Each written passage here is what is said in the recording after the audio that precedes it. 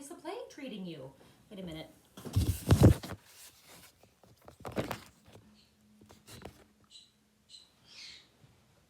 Oh, that's much better. So, how's the plague treating you? I'm doing all right, still working on my thesis. Today, we are doing something relating to quarantines, and that is this. This is a pattern for a morning corset from the mid-1890s, 1893.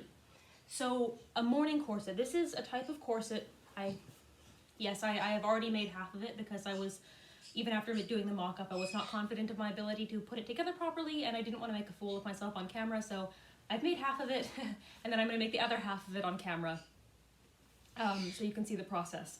But this is just kind of me practicing a little bit. I haven't stitched the two sides together yet. For the bones, I'm just cannibalizing bones out of my two old corsets that I no longer use, so they can go to good use and then stop taking up space in my drawers. So, morning corsets. This is a type of corset to be worn in the morning. It's M-O-R-N-I-N-G, not M-O-U-R-N-I-N-G. This is not something you wear when you're sad. This is something you wear in the morning or in the evening, or just not when you're going out. This is what I would kind of equate to. This is the Victorian equivalent of a sports bra, whereas the kind of corset that I'm wearing right now is the kind of Victorian equivalent of your more formal underwire push-up bra that you're gonna wear. You know, this is what you're gonna wear to work. It's what you're gonna wear going out.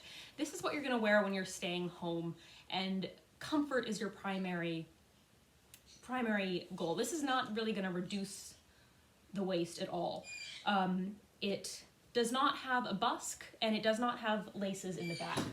You can see here what it has is just this piece here that's attached to a piece of cord, and then another piece of cord coming around here that you will pull around and tie in the front.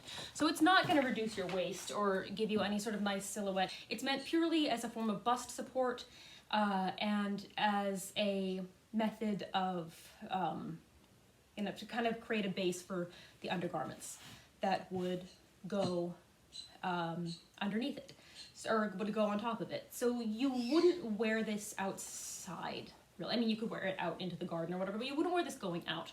You might wear it to receive an intimate friend. If a good friend of yours comes over for tea, it would be acceptable to wear this. It would not be acceptable to wear this to go to visit a friend, though. So then what would you wear over this? So over this, you'd be wearing your drawers and your shoes and your stockings. And over this, you could wear a bustle pad, your petticoat, corset cover. You know, you'd wear all of the normal undergarments over this. And then on top of this, you would not wear a dress like I'm wearing now. This is a dress that is meant to, you don't put this dress on to stay home all day, which is why I have embarked upon this project, because this dress that I have is not appropriate for staying home, and neither is my purple shirtwaist with a tie. You would wear this with something called a tea gown or a wrapper. They were technically different things. A wrapper is essentially a glorified bathrobe. Sarah Chrisman has a video about these, and I'll link to it down below. A wrapper is basically a glorified bathrobe, and that's something that you would wear really in the morning before you got dressed, and maybe in the evening while you're kind of in between taking off your clothes for the day but not quite yet ready to go to bed. I really hope this isn't gonna, never mind. A tea gown is more ornate than a wrapper. It often has these, they're called watteau pleats in the back, and they look like the robe à la française of the 18th century. Those are more formal. You'd wear those for tea, for receiving close friends as visitors. It was, I mean, a tea gown, obviously. It's meant for tea. It's meant for afternoon tea. And then once tea went out of fashion and was replaced by alcohol, the tea gown was replaced in the women's wardrobes by the cocktail dress. Now, I personally am a teetotaler. I always thought that was spelled T-E-A, T-O-T, like tea, totally, you just drink tea. But no, it's T-E-E, T-O-T-A-L-E-R. But it's, the T is spelled T-E-E, so I don't know where that comes from. But I'm a teetotaler. I don't approve of alcohol. I also don't like fashions from the 1930s. So cocktail dresses are definitely not something that I want. What I want is something that I can wear around the house. So this is the kind of launching of a project in which I'm going to be making a morning corset, and then after I've done that, I'm going to make a tea gown to go over it.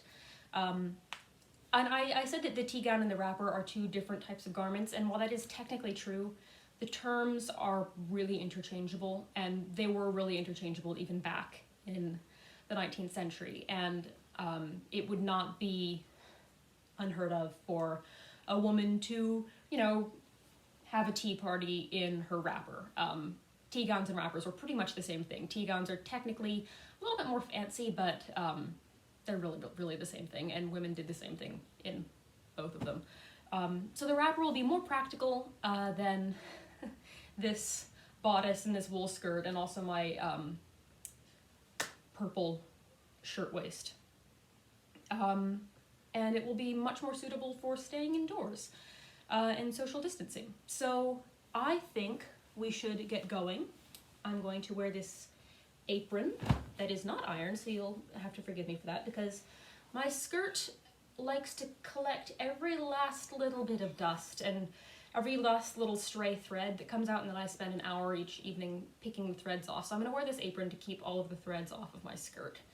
And the first thing I'm going to do is iron the fabric. This is the same fabric that I used for my drawers and for my corset cover that I already made, the one that I said will last until the second coming, which is good. It's actually quite see-through, which I was not expecting, and you can't really see on camera, I don't think, but the blue chalk that I used, oh there, it's showing up. The blue chalk that I used, even though it's on the underside, is really showing up quite strongly through here, which is not something I had wanted, but it is what it is. I've been saying this a lot in my videos, but it is an undergarment. Nobody's going to be seeing it, so that's okay.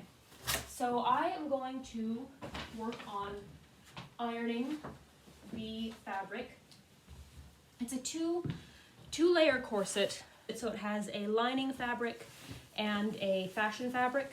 I could have made these two different fabrics. That would probably make my life a lot easier.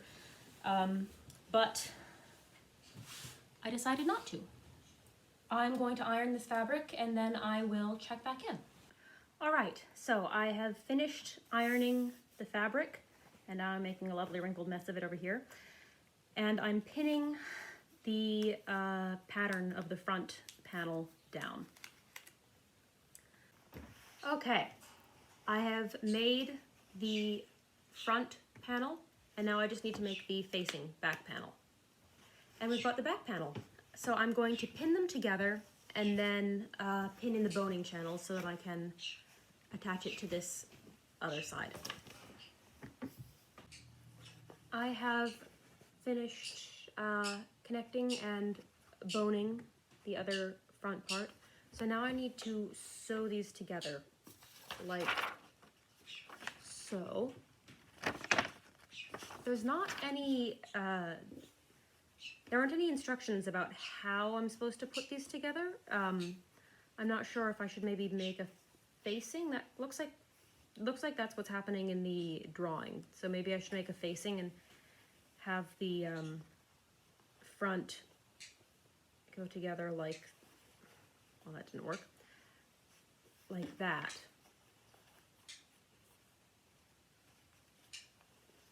And then have it covered with a facing. That's not showing up, but I'm not sure, so I'm gonna have to do a little bit of research and I will get back to you when I figured out what I'm doing. And this is what I have come up with. You cannot see this at all. It's not, how can I position this? Okay, sort of like that. So I put a facing over this and I stitched it right down next to the pieces of boning, and then I stitched it a little bit farther out just for decoration. I'm trying to position this so it won't reflect the light, and so you'll actually be able to see it. And then I put another facing on the back. So this is where we are so far.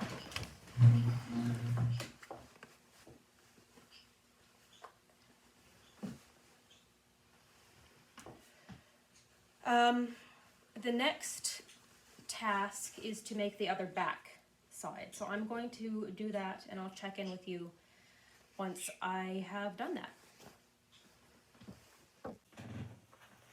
And this is where we are now. That's upside down. This is where we are now. I put some binding on this. I know I shouldn't have cut it, but I kind of had to. I didn't want to have a long string of binding hanging off.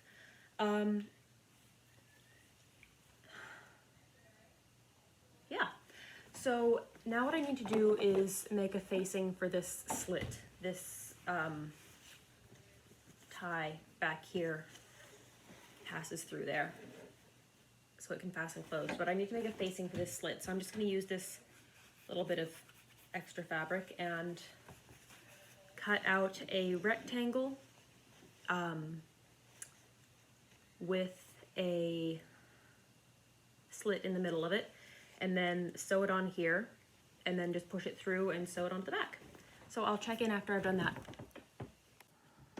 And what was I even working on? Oh yes, the facing. I'm tired. There we have it.